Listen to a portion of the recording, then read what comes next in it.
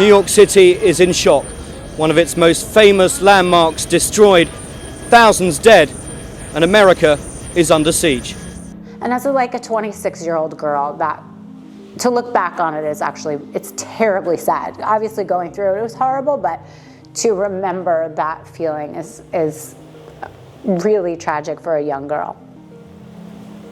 There's no way I just got engaged to somebody that I've taken my whole life to find, and he was murdered by terrorists. That's like so not gonna happen. That is like impossible. He said, come here and give me a kiss goodbye, and I said, I'll kiss you after work because I have lipstick on, and I didn't want to get it on him. Which is, you know, a terrible memory to have. Next thing I knew, I was on the newsroom floor at Bloomberg doing what I normally did on the assignment desk, and somebody said, the World Trade Center's on fire. I heard it's terror, right? Terrorist attack, yeah. Oh yeah, it was the second one. We saw it. It went right into the building. So it wasn't by accident. No, it wasn't by accident at all. It just went. On the morning of September 11th of 2001, Rachel Uchitel was getting ready for her 5 a.m. shift at Bloomberg TV while her fiancé Andy O'Grady was sitting on their couch. Rachel rushed off to work while Andy would later head to his office at the World Trade Center as a managing director at Sandler O'Neill on the 104th floor of Tower 2. A then 26-year-old Rachel had no idea that the morning she just spent with her fiancé would be their last. Within hours, 32-year-old Andy became one of 2,977 people who died in the September 11th attack. Rachel, who would later become infamously linked to Tiger Woods as an alleged mistress, was plunged into a nightmare as she frantically searched for Andy at nearby hospitals. As Rachel joined the crowds of people searching for answers, a picture was taken of her sobbing and begging for help as she held up a photo of Andy. That photo became one of the most gut-wrenching and unforgettable images of the 9/11 tragedy. I turned around and there was a bunch of media standing there, and there was a wall, and people had started to put all the photographs and the missing posters on there, and the lights went on and all these photographers came around me and asked me about Andy, and so I said, okay, you know, this is who he is, this is when I last spoke to him, this is what floor he was on, this is what he means to me, and they were like, okay, and then they kind of moved on, or we're about to move on to the next person. But I remember when the cameras went off is actually when that photo was taken, because I just kind of looked at someone and I was like, you have to help me. This is my everything, and I don't know what happened, and I don't know what to do. And so I had this like vulnerable moment of like, you have to help me. Like, I literally don't know where to look and what to do. And as like a 26-year-old girl, that to look back on it is actually, it's terribly sad. Obviously going through it was horrible, but to remember that feeling is really tragic for a young girl. What was that about? He said it was really chaotic. He said a plane just went through the building. He said, Rachel, I just watched somebody jump or get pushed or fall right out of the building, out of One World Trade. He's like, it's chaotic here. And I work for Bloomberg News, so I said, can I get anyone on the phone to talk about what you're seeing? And he's like, you don't understand, it's chaotic, it's chaotic. And none of them ever knew that it was a terrorist attack. They all thought it was an accident. No one ever knew. The not knowing was terrible, because you just, you know, with every moment that he's not coming home and he's not answering his phone, there's a reality there that the longer that lasts, like there's going to be a terrible answer on the end of that. So I think by that Sunday, I truly believed in my heart that he was gone. We ended up having a funeral for him later in the month of September. So obviously, I had admitted to myself that he was gone. But I think until I got confirmation of his body being found, that was when it really hit me. Rachel told the U.S. Sun that she had just returned from Greece with Andy that weekend prior. She recalled her final conversation with him that morning and how the events of that horrific day unfolded. He had just proposed to me 3 weeks before. And,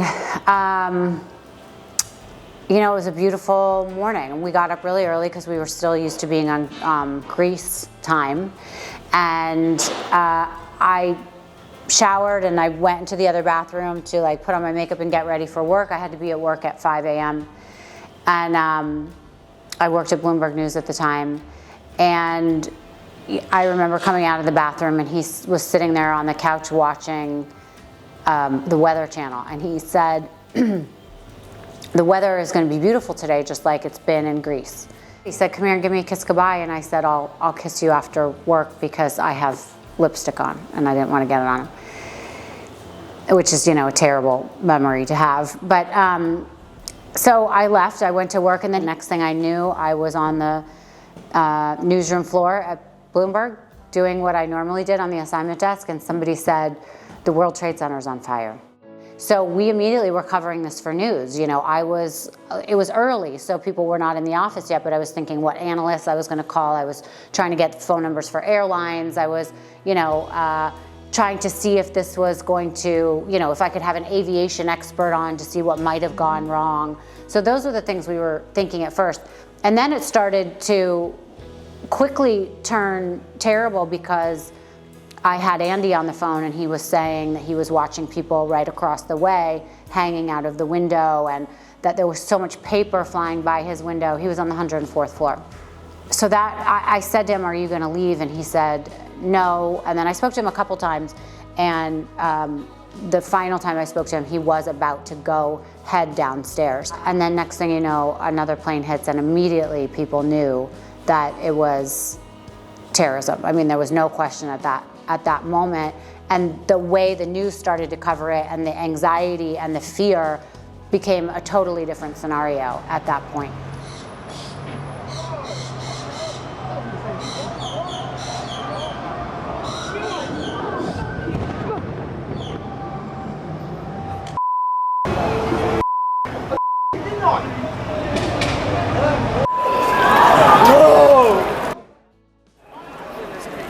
You guys want to volunteer?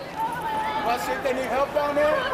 They don't want us down there. They don't want anybody down there. I had no thought that it would end the way that it did. You know, no one expected that these towers would fall. You know, I didn't think that this could be a scenario where he would not be coming home that night, you know.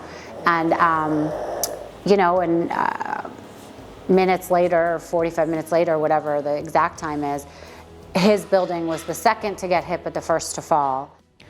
Today, we've had a national tragedy. Two airplanes have crashed into the World Trade Center in an apparent terrorist attack on our country. I have spoken to the Vice President, to the Governor of New York, to the Director of the FBI, and have ordered that the full resources of the federal government go to help the victims and their families, and to conduct a full-scale investigation to hunt down and to find those folks who committed this act. Terrorism against our nation will not stand. A guy named Dylan Radigan was the anchor that was stuck on the news that morning. So if people remember, anyone that was covering the news, whatever anchor was on the news, they were stuck. They were not taking a break. There was no commercial breaks. That anchor, whether it was their first day or they were a veteran, they were on the news till at least noon. So the Bloomberg building had a big like rotunda thing, and we went down and it was on 59th Street and Park, and we both walked outside. He was smoking a cigarette. He handed me one. I started smoking a cigarette, and he said, did you hear from Andy? And I said, no. And he's like, all right, you're gonna hear from him. And I remember saying, Dylan, I wish it was a year from now so that I knew what happened, so that I don't have to go through the next 6 hours to find out if he's one of the people walking up the street, or if I go home and I never see him again. Like, I don't know how this is gonna play out. And that was like, you know, grief hits you in such weird ways and stages, and you feel uncomfortable laughing, you feel uncomfortable eating, you know, because you don't know if you should, you know, and also you don't want to. And it just comes in all these weird forms and stages and emotions. And I just remember being like, this has gotta be a joke. I have to be dreaming, having a nightmare. I'm gonna wake up, like there's no way. I just got engaged to somebody that I've taken my whole life to find, and he was murdered by terrorists. That's like so not gonna happen. That is like impossible. And we kind of like not laughed about it, but we were like, this is impossible that it could be my story and anyone's story. And we were like, we just shook it off, like, yeah, there's no way. He's gonna come home, it's gonna be fine. And we just did not grasp the reality or did not want to think of how terrible the situation was. And because we were a little bit removed, we were on 59th Street and this was way downtown, you felt like it was worlds away too, you know? As the days stretched into weeks, Rachel knew her worst nightmare was a reality. She knew that Andy was never coming home to meet her at the altar and that he wouldn't be getting her the dog he had promised her. As city officials continued with the heartbreaking work of identifying remains, Rachel began to receive parts of Andy's possessions as they turned up in the search. She hoped that his remains would soon also be found. I mean, every few months I would get things in the mail, and they sent it to you in such a strange way. It just came in a long envelope, and there was no note, but it was just whatever the article was. So I got his ID, which was like burned. I got a credit card, which was like also burned a little bit. And,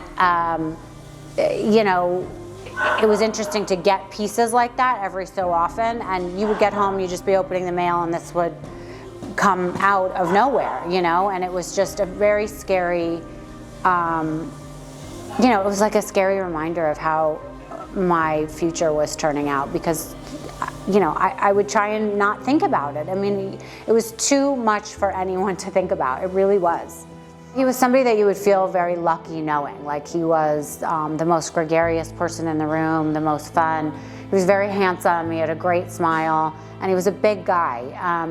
And he had just an even bigger presence to him, and I think that everyone that knew him loved him, and if you knew him and he loved you, you felt very lucky because he was someone that was intoxicating. And it was something that I felt, something that helped me get through is knowing that he chose me to love, and that made me feel worthy. Rachel does something each year to remember Andy on 9/11. She has previously taken her daughter to view the Tribute in Light, which is an art installation consisting of 88 vertical searchlights arranged in 2 columns to represent the Twin Towers. It lights up the New York City skyline each year on the anniversary. On the 10th anniversary of Andy's death, she revisited Ground Zero for the first time, and this year, she plans to go there again. The museum pools, which are marked with every victim's name, have thousands of visitors each year who pay their respects. Yeah, it's very emotional. I think a lot of people that were around when it happened remember where they were, even if they were in the US. Definitely for us, we knew. Really emotional and touching tribute. I had a neighbor where I was living in New Hampshire whose daughter was on that flight.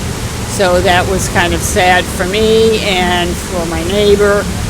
So coming here was a little bit of a challenge, but I did get to find her name on the wall there, so I felt good about that because I felt like I could say goodbye.